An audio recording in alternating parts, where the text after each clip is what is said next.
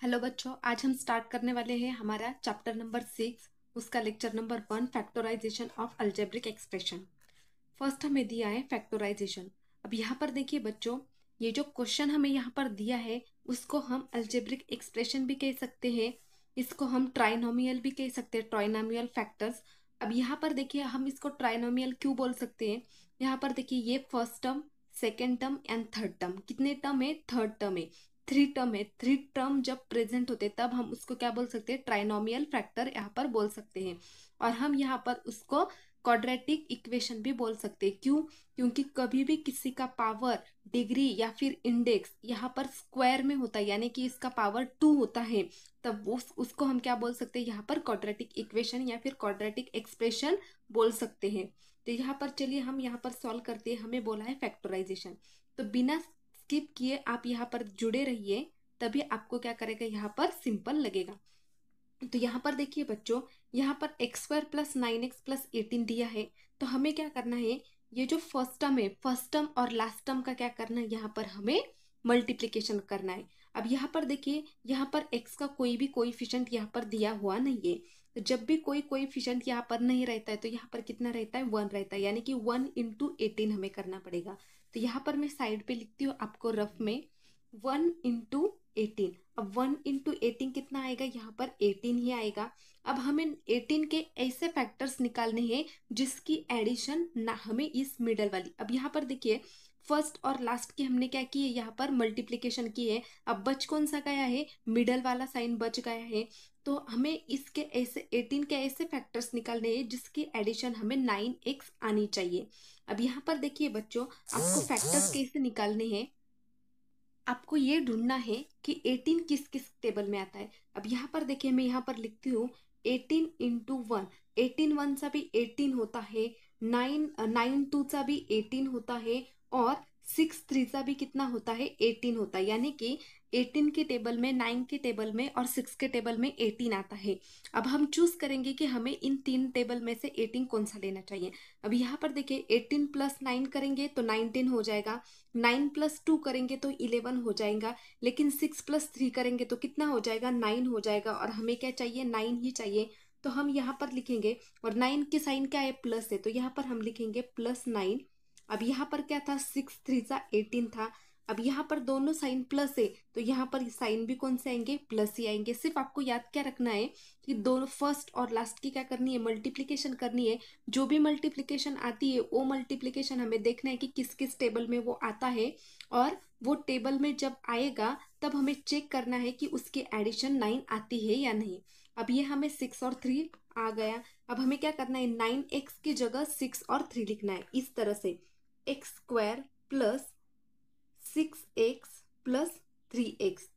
9 की जगह हमने 6x और 3x लिखा, और +18 एज इट इज। अब हमें क्या करना है, इसमें से क्या करना है? कॉमन टर्म निकालनी है। अब यहाँ पर देखिए बच्चों, यहाँ पर अगर मैंने x बाहर निकाला तो यहाँ पर x² है, यानी कि x को मैंने बाहर निकाला तो यहाँ पर कितना x बचेगा? 1x बचेगा।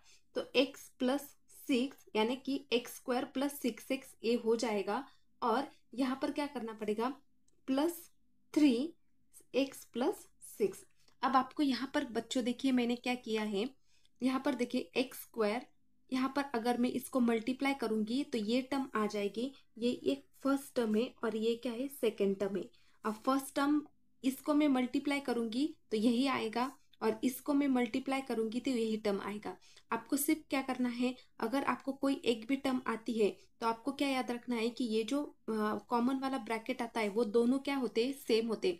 यानी कि ये अगर x + 6 है तो ये भी x + 6 ही होना चाहिए, ये अगर x + 5 है तो ये भी x + 5 ही होना चाहिए। सिर्फ वैल्यू कहाँ की चेंज होगी? ये जो बाहर वाले उसकी वैल्यू क्या होगी? यहाँ पर चेंज होगी। तो यहाँ पर क्या करना है हमें, जो सेम है, जो ब्रैकेट सेम है उसको क्या करना है? हमें एक ही बार लिखना है, और जो बाहर है x + 3 उसको क्या करना है? अलग ब्रैकेट में लिखना है। और यही क्या है हमारा आंसर, यही हमें क्या पूछा था, इसके फैक्टराइज हमें यहाँ पर पूछे थे। सेकेंड क्वेश्चन देखिए, x² - 10x + 9। अब हमें फर्स्ट और लास्ट की क्या करनी है? मल्टीप्लीकेशन। यहाँ पर कुछ भी नहीं, मतलब क्या है? 1 है, तो यानी कि 1 × 9। तो यहाँ पर लिखती हूँ 1 × 9 होता है 9। अब हमें 9 चेक करना है कि किस किस टेबल में आता है। अब 9 एक तो आता है 3 × 3, मतलब 3 सा होता है 9 और 9 1 सा होता है 9, यानी कि 2 टेबल में 9 आता है। अब यहाँ पर देखिए बच्चों, मिडल वाले टर्म इनकी एडिशन हमें क्या करनी आनी चाहिए, और मिडल वाली टर्म क्या है, -10 है, -10, -10। अब यहाँ पर देखिए 3 + 3 लेंगे तो कितना हो जाएगा, वो 6 हो जाएगा, तो ये चलेगा कि हमें नहीं चलेगा। और 9 + 1 करेंगे तो ये क्या होगा, 10 होगा। 9 + 1 करेंगे तो 10 हो जाएगा, तो यानी कि हमें 9 और 1 चाहिए। अब यहाँ पर देखिए बच्चों, यहाँ पर हमें साइन कौन सा चाहिए, माइनस का चाहिए, तो यानी कि हम दोनों को माइनस करेंगे तो हमारा साइन भी क्या आएगा, माइनस का आएगा। अब हम यहाँ पर 10x की जगह -9x और -1x लिखेंगे, जैसे कि x² -9x -1x + 9। अब हमें क्या करना है, इसमें से कॉमन निकालना है, जैसे कि ये एक टर्म हो गई और ये सेकेंड टर्म हो गई। तो यहाँ पर देखिए बच्चों, यहाँ पर अगर मैंने फर्स्ट टर्म में से x कॉमन निकाला तो यहाँ पर x बच जाएगा, क्योंकि यहाँ पर x² है, यानी कि 2 x है, तो एक x को मैंने बाहर निकाला तो अंदर एक ही x बचेगा। ये माइनस है तो माइनस एज इट इज रहेगा, और ये 9 एज इट इज रहेगा, यानी कि x² -9x। अगर मैं इसको मल्टीप्लाई करती हूँ तो मेरा आंसर यही आता है।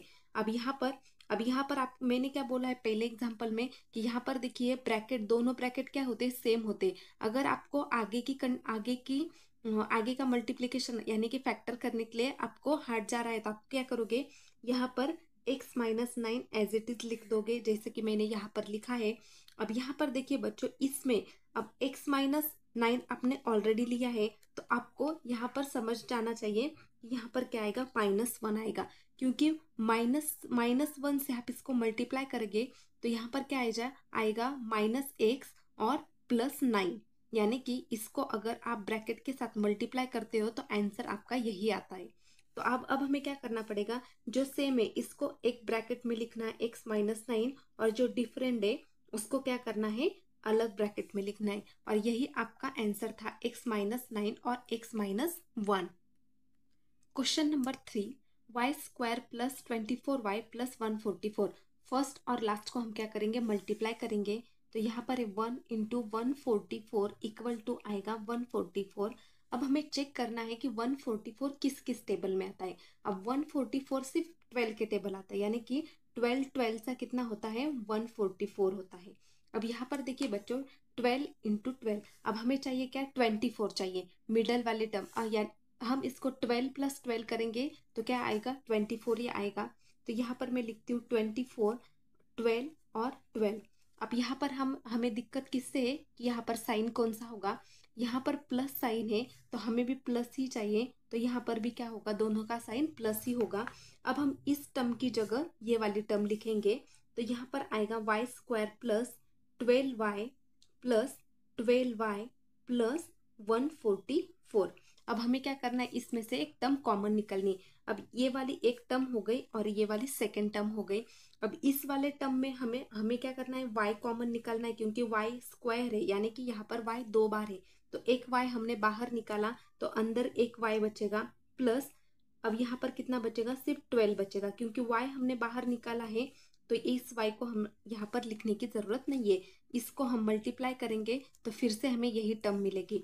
अब मैंने क्या बोला है कि आप आगे का आपको करने का, अगर आपको सूझता नहीं है तो आपको क्या करना है, एज इट इज क्या करना है, इस वाले ब्रैकेट को आगे लिखना है, y + 12। अब यहाँ पर देखिए 12y + 144। अब यहाँ पर देखिए, यहाँ पर y ऑलरेडी मैंने बाहर निकाला है, तो ऑब्वियसली यहाँ पर क्या आएगा, +12 आएगा। अब इसको हम मल्टीप्लाई करेंगे तो 12y आएगा और प्लस 12 × 12 कितना आएगा, 144 आएगा, यानी कि इसको हम मल्टीप्लाई करेंगे तो यही हमारी टर्म आती है। तो एक ब्रैकेट में क्या लिखेंगे, जो सेम टर्म है, यानी कि y + 12 और सेकेंड टर्म होगा y + 12। तो यानी कि यहाँ पर दो ब्रैकेट है, वो दोनों ब्रैकेट क्या आते हैं, यहाँ पर सेम आते हैं, और यही हमारा क्या है, आंसर है। 4th नंबर का क्वेश्चन देखिए बच्चों, 5y² + 5y - 10। अब फर्स्ट और लास्ट में क्या करने, हमें मल्टीप्लाई करना है, यानी कि 5 × 10, 5 × 10, 5 × 10 होता है 50। अब हमें चेक करना है कि 50 किस किस टेबल में आता है। अब यहाँ पर 10 5 का कितना होता है, 50 होता है। तो यहाँ पर 10 + 5, हमें कौन सा क्या चाहिए, 5 + 5 चाहिए। यानी कि यहाँ अगर ये जो 10 और 5 आता है, अब अगर हम 10 + 5 करते हैं तो कितना आता है, 15। लेकिन 10 - 5 करेंगे तो यहाँ पर क्या आएगा, 5 आएगा। यानी कि यहाँ पर 10 और 5 लिखते हैं। और यहाँ पर देखिए बच्चों, 10 और 5 किसको हम प्लस करेंगे और किसको माइनस। अब यहाँ पर देखिए, यहाँ पर 10 में से 5 गया तो कितना बचेगा, 5 बचेगा। यानी कि 10 को हमें करना पड़ेगा प्लस और 5 को हमें करना पड़ेगा माइनस। तो 10 - 5 करेंगे तो हमें 5 मिलेगा, यानी मिडल वाली टर्म मिलेगी। तो यहाँ पर हम लिखेंगे 5y का square plus 10y minus 5y minus 10। यहाँ पर माइनस का साइन है तो यहाँ भी माइनस का ही साइन आएगा। तो यहाँ पर हम कॉमन टर्म निकालते हैं। ये हमारी फर्स्ट टर्म है और ये हमारी सेकेंड टर्म है। तो फर्स्ट टर्म में से हमने क्या निकाला, बाहर 5y निकाला। तो यहाँ पर क्या बचा, y - 2, यानी कि 5y स्क्वायर माइनस 10y यहाँ पर आ जाएगा। और यहाँ पर क्या बोला है मैंने कि यहाँ पर क्या होता है, सेम ब्रैकेट होता है। तो यहाँ पर भी क्या आएगा, y - 2। सॉरी बच्चों, यहाँ पर सारे क्या है, प्लस टर्म है, तो यहाँ पर भी प्लस टर्म आएगी और यहाँ पर भी y + 2 ही आएगा। अब यहाँ पर देखिए बच्चों, y + 2 को मैंने ऑलरेडी बाहर निकाला है। तो यहाँ पर क्या आएगा, माइनस साइन -5, यानी कि -5y माइनस 10। 5 को 2 से मल्टीप्लाई करेंगे तो क्या आएगा, 10 ही आएगा। तो आपको सिर्फ क्या ढूंढना है कि यहाँ पर देखिए बच्चों, मैंने डायरेक्ट इसलिए लिखा क्योंकि आपको यहाँ पर कंफ्यूजन होता है कि आप ये ब्रैकेट क्या करते हो, अलग अलग लिखते हो, लेकिन आपको अलग अलग लिखना नहीं है। तो एक ब्रैकेट में क्या लिखोगे आप, y + 2 लिखोगे और दूसरे ब्रैकेट में 5y माइनस 5। अब यहाँ पर देखिए बच्चों, y + 2, यहाँ पर 5 फिर से हम कॉमन निकाल सकते हैं। तो यहाँ पर आएगा y - 1, यानी कि 5y - 5। तो यहाँ पर आप लिख सकते हो 5y + 2 और y - 1। फिफ्थ नंबर का क्वेश्चन है हमारा, p² - 2p - 35। अब p × 35 करना है, यानी कि 1 × 35। तो 1 × 35 हमारा आता है 35। अब हमें ढूंढना है कि 35 किस किस टेबल में आता है। तो 35 आता है 5 7 आता है 35 और 35 1 का आता है 35। अगर हम 35 + 1 करेंगे तो वो 36 हो जाएगा। और यहाँ पर देखिए, प्लस करेंगे माइनस करेंगे फिर भी हमारा -2 आंसर नहीं आएगा, क्योंकि यहाँ पर हमें क्या चाहिए, -2 चाहिए। लेकिन 7 में से हम 5 माइनस करेंगे, 7 - 5 करेंगे तो हमें क्या मिलेगा, 2 मिलेगा। तो ये क्या होगा, हमें चाहिए। तो यहाँ पर मैं लिखती हूँ 5 और 7। अब ये दिक्कत है, हम प्लस किसको देंगे और माइनस किसको देंगे। अब यहाँ पर देखिए बच्चों, हम बड़े वैल्यू में से छोटी वैल्यू निकालते हैं तो हमारा आंसर प्लस में आता है। लेकिन छोटे वैल्यू में से बड़ी वैल्यू निकालते हैं तो हमारा आंसर किस में आता है, माइनस में आता है। और हमें क्या, माइनस में ही चाहिए। तो हम क्या करेंगे, बड़ी वाले वैल्यू को क्या करेंगे, प्लस करेंगे और बड़े को क्या करेंगे, माइनस करेंगे और छोटी वाली वैल्यू को क्या करेंगे, प्लस करेंगे। और यहाँ पर क्या लिखेंगे, p² minus plus 5p minus 7p minus 35। अब हमें क्या करना है, ये वाली फर्स्ट टर्म है और ये वाली क्या है, सेकेंड टर्म है। और फर्स्ट टर्म में से क्या बाहर निकालेंगे, हम p को बाहर निकालेंगे। तो अंदर कितना बचेगा, p + 5, यानी कि p² + 5p, यानी कि इस p से हम फिर से इसको मल्टीप्लाई करेंगे तो हमें यही टर्म मिलेगी। अब माइनस साइन यहाँ पर है तो माइनस ही देंगे। अब यहाँ पर देखिए 7 और यहाँ पर देखिए p माइनस, क्योंकि यहाँ पर माइनस है तो यहाँ पर आएगा माइनस। और 7 5 होता है 35, तो यहाँ पर देंगे हम। तो यहाँ पर देखिए बच्चों, मैंने डायरेक्ट भी किया फिर भी 5 + 7 ही हमारा यहाँ पर आता है। तो एक ब्रैकेट में हम लिखेंगे p + 5, जो फर्स्ट ब्रैकेट में सेम है वो एक ब्रैकेट में आएगा और जो डिफरेंट है वो अलग ब्रैकेट में आएगा। क्या है हमारा आंसर, p + 5 और p - 7। 6 नंबर का क्वेश्चन है बच्चों, p² - 7p - 44। अब 1 × 44 करेंगे, 1 इंटू 44 करेंगे तो हमें मिलेगा 44। अब हमें चेक करना है कि 44 किस किस टेबल में आता है। 44 आता है 11 4 का आता है 44 और 22 2 का आता है 44। हमें क्या चाहिए, -7 चाहिए। क्या चाहिए, -7। अब हम 11 प्लस 4 करेंगे तो हमें 7 नहीं मिलेगा, लेकिन 11 माइनस 4 करेंगे तो हमें 7 मिल जाएगा। लेकिन यहाँ पर 22 प्लस 2 करेंगे तो यहाँ पर हमें 7 नहीं मिलेगा, और 22 माइनस 2 भी करेंगे फिर भी हमें 7 नहीं मिलेगा। तो हमें कौन सी वैल्यू लेनी पड़ेगी, 11 4 का। तो यहाँ पर हम लेते हैं 11 और 4। अब हमें वैल्यू किस में चाहिए, माइनस में चाहिए। अब माइनस में करने के लिए हमें क्या करना पड़ेगा, यहाँ पर 11 है और यहाँ पर 4 है। अब 11 में से +11 और -4 करेंगे तो हमारी वैल्यू किस में आएगी, प्लस में आएगी। लेकिन इसको माइनस करेंगे और इसको प्लस करेंगे तो वैल्यू किस में आएगी, -7 में। क्योंकि 4 में से हमें 11 निकालना है, यानी कि छोटे वैल्यू में से बड़ी वैल्यू हम निकालेंगे तो हमारा आंसर कितना आएगा, -7 आएगा। तो अब हम लिखेंगे -7 की जगह 11 और 4। तो यहाँ पर होगा p का square minus 11p plus 4p minus 44। अब ये एक टर्म हो गई और ये सेकंड टर्म हो गई। इस वाले टर्म में से हम p बाहर निकालते हैं क्योंकि p का स्क्वायर है, और एक p को हमने बाहर निकाला तो एक p अंदर बच जाएगा। माइनस एज इट इज रहेगा और 11 एज इट इज रहेगा, यानी कि p square minus 11p। p को हम इससे मल्टीप्लाई करते हैं तो हमारा आंसर यही आता है। यहाँ पर हम करेंगे, यहाँ पर देखिए बच्चों, +4 कितना रहेगा, यहाँ +4। ये p हम बाहर अंदर लेते हैं और माइनस यहाँ पर रहेगा 11, यानी कि 4p माइनस 44, यानी कि 4 से हम इसको मल्टीप्लाई करेंगे तो 4p आएगा और माइनस 4 इंटू 11 करेंगे तो 44 आएगा।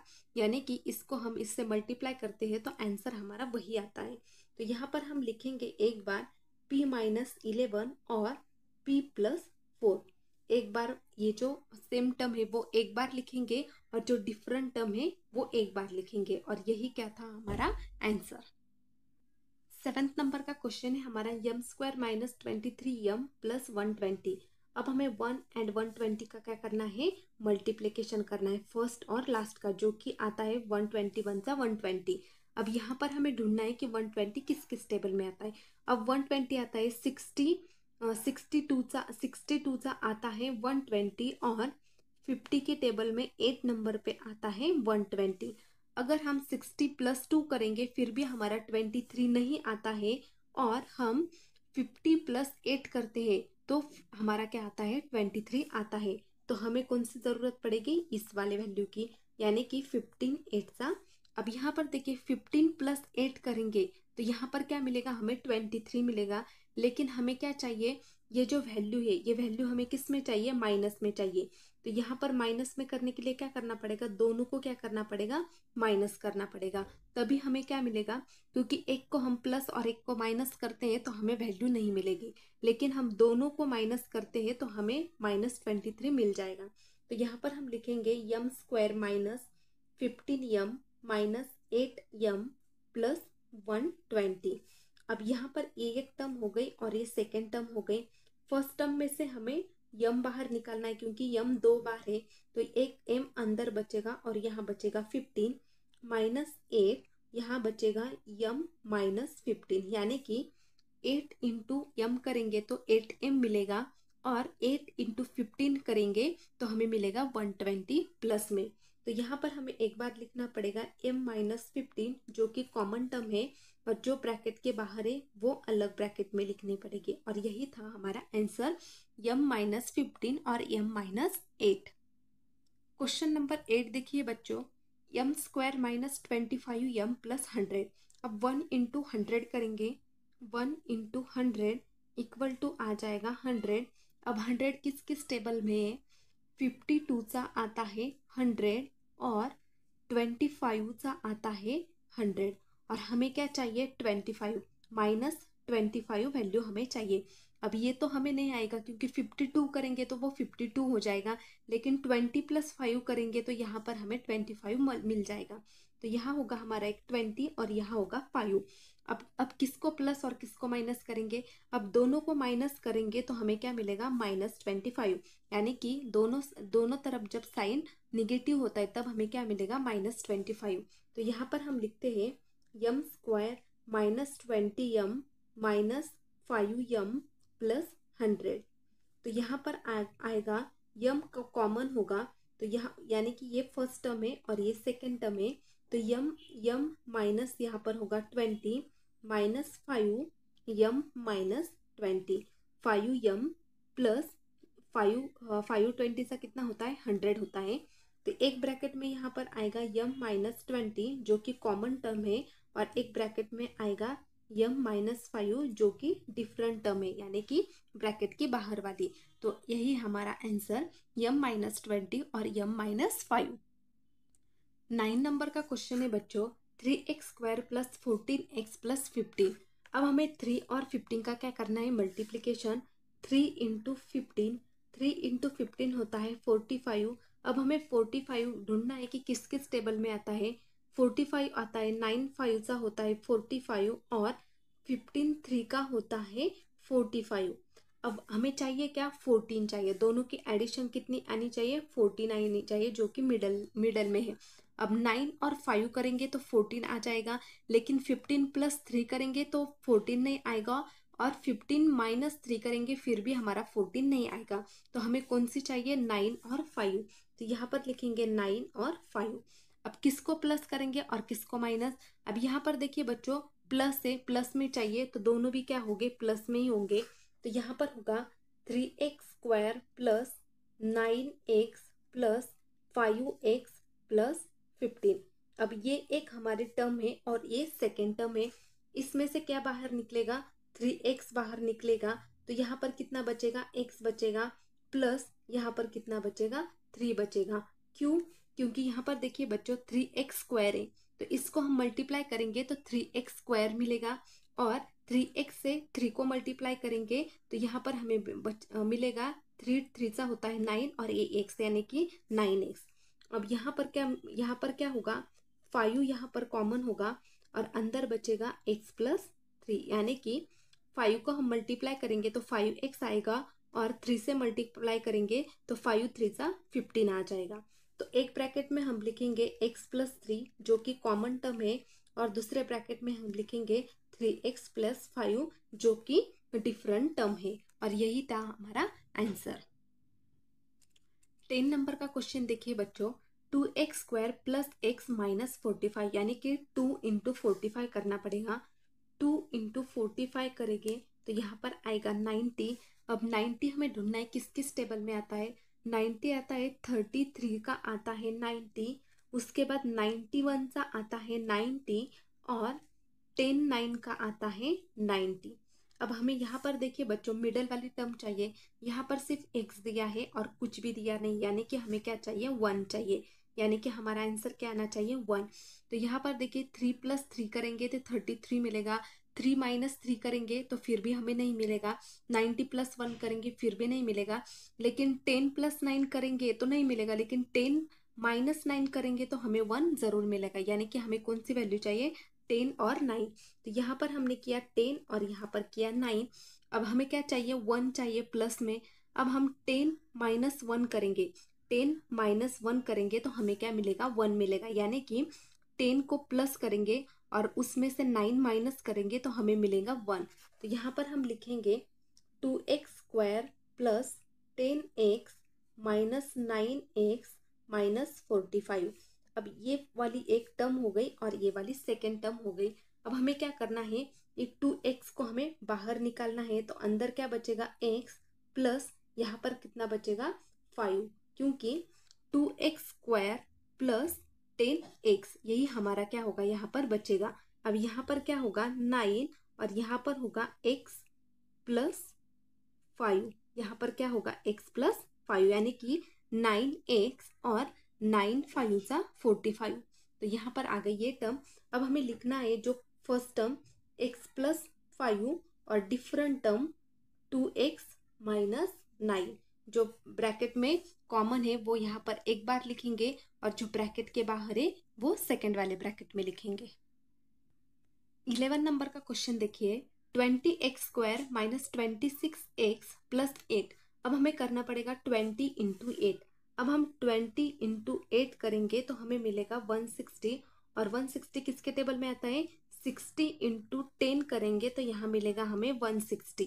तो यहाँ पर देखिए बच्चों हमें क्या चाहिए, -26, -26। तो -26 कैसे मिलेगा हमें, यहाँ पर 16 और यहाँ पर 10 दोनों को माइनस करेंगे तो हमें क्या मिलेगा, -26। तो यहाँ पर हम लिखेंगे 20x² minus 16x minus 10x plus 8। अब ये वाली एक टर्म हो गई और ये वाली सेकेंड टर्म हो गई। अब हमें यहाँ पर क्या कॉमन निकालना है, यहाँ पर हमें निकालना है 20 को कॉमन निकालना है। तो यहाँ पर होगा 20x, तो यहाँ पर बचेगा x। सॉरी बच्चों, यहाँ पर क्या कॉमन निकालता है, यहाँ पर निकालता है कॉमन 10x। तो यहाँ पर देखिए इसको, ये क्या है, सारे के सारे वैल्यू किस में है, इवन टर्म में। तो ये इवन को हम 2 से मल्टीप्लाई करते हैं तो यहाँ पर देखिए 10x बच जाएगा यहाँ पर।